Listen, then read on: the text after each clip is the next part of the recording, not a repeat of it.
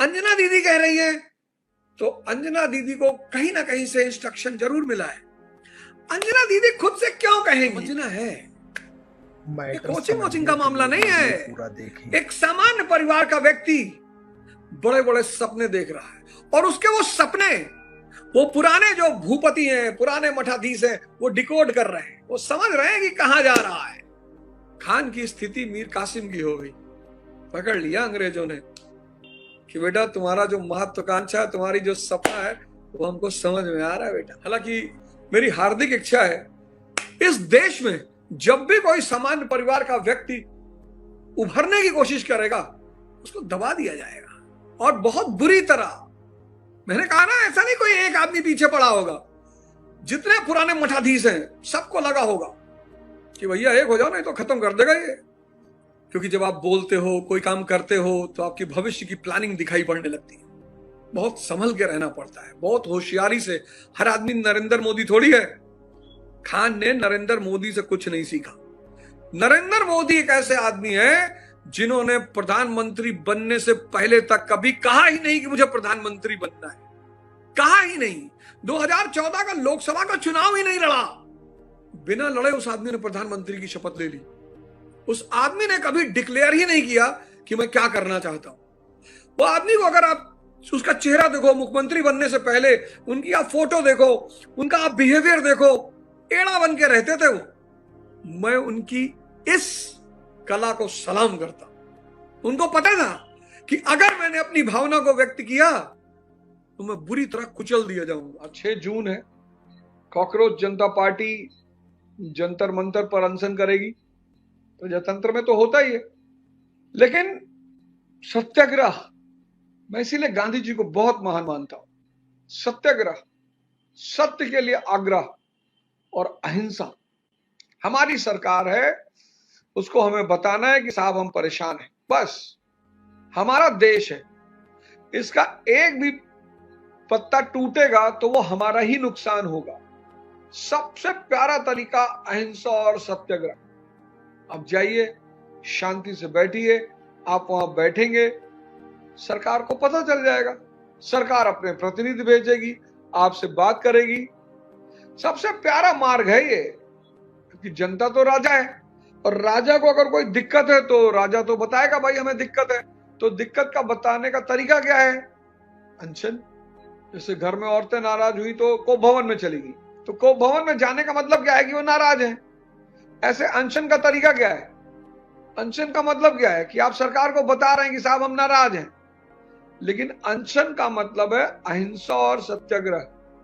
अपने देश को नुकसान पहुंचाना, अपने देश की संपत्ति को नुकसान पहुंचाना, ये सब अनशन नहीं है, बिल्कुल नहीं है, एकदम नहीं है। तो अनशन बुरा नहीं है, अराजकता बुरी है। अनशन बिल्कुल बुरा नहीं, एकदम करिए। बताइए साहब कि हम परेशान हैं साहब, हमारी स्थिति को बदलिए साहब, हमें बदलाव चाहिए। अपनी मांग रखिए सरकार के सामने। नीट उठ अखबार में पढ़ा करो। जब नेता ऐसा चुनोगे तो परेशान तो रहोगे ही। जब नेता ही चुन नहीं पाओगे, जिस देश का आदमी नेता ही नहीं चुन पा रहा है, डॉक्टर अच्छा चाहिए, इंजीनियर अच्छा चाहिए, टीचर अच्छा चाहिए, वकील अच्छा चाहिए, बस नेता अपराधी चाहिए। तो जब नेता अपराधी चाहिए तो व्यवस्था की आशा रखते हो हैं? डॉक्टर अच्छा चाहिए, टीचर अच्छा चाहिए, वकील अच्छा चाहिए, नेता अपराधी चाहिए। अबे जब नेता अपराधी चाहिए तो व्यवस्था की आशा रखते हो। अच्छा, जब अपराधी जीतेंगे तो सारी पार्टियां अपराधियों को ही टिकट देंगी, सामंतों को टिकट देंगी, दलालों को टिकट देंगी। तो पार्टियों को तो जीतना है, ऐसा कोई थोड़ी एक पार्टी कर रही है, सभी कर रहे हैं। जो जीतेगा पार्टी उसी को टिकट देंगी। तो पार्टियों का काम क्या है कि लोग जीते, सरकार बने।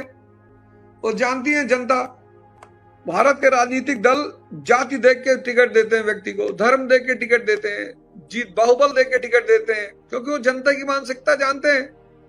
वो जनता की मानसिकता जानते हैं। तो जहां पर सामंत, बाहुबली, अपराधी, दलाल ये नेता होंगे, वहां तुम व्यवस्था की आशा रखे हो। वो तो तुम्हारा पेपर लीक हो गया तो तुम परेशान हो, नहीं होता तो तुम नहीं परेशान होते। जाओ सरकारी अस्पतालों की दशा देखो, कैसे लोग मर रहे हैं। जाओ सरकारी स्कूलों की दशा देखो, कैसे लोग जिंदगी जी रहे हैं। वो तो जब लोगों के ऊपर पड़ी तो लोग जिंदा हुए कि अरे भैया हम भी फंस गए, भैया भैया हमारे साथ भी बदतमीजी हो रही है। अंग्रेजों ने यही तो किया। 1765 में बंगालियों को मारा तो बंगाली रोने लगे। जब बंगालियों को मारा तो दक्षिण भारत वाले बड़े खुश थे। फिर 1799 में दक्षिण भारत वालों को भी मारा।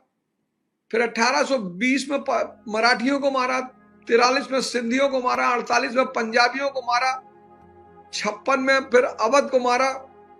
तो 1857 में सब अपने गाल पे हाथ रख के खड़े हुए थे कि भाई साहब हमको भी मारा, भाई साहब मेरे साथ भी बदतमीजी की। तो सब एक हो गए। तो 1857 का विद्रोह हुआ। तो इस देश में तो आदमी इंतजार करता है ना कि मेरे साथ कब होगा। जहां पर नेता सामंत है, दलाल है, अपराधी है, बाहुबली है, वहां तुम व्यवस्था की आशा करोगे? बताओ क्या फायदा बोलने से? क्या मतलब है बोलने से? क्या होगा बोल के? इस देश की व्यवस्था तब बदलेगी जब इस देश में आप वैसा नेता चुनेंगे जैसा आप डॉक्टर चुनते हैं, जैसा आप टीचर चुनते हैं, जैसा आप वकील चुनते हैं। जिस दिन ये व्यवस्था होगी तभी इस देश की व्यवस्था सुधरे। किसी मुद्दे पे बोलने से कुछ नहीं होगा।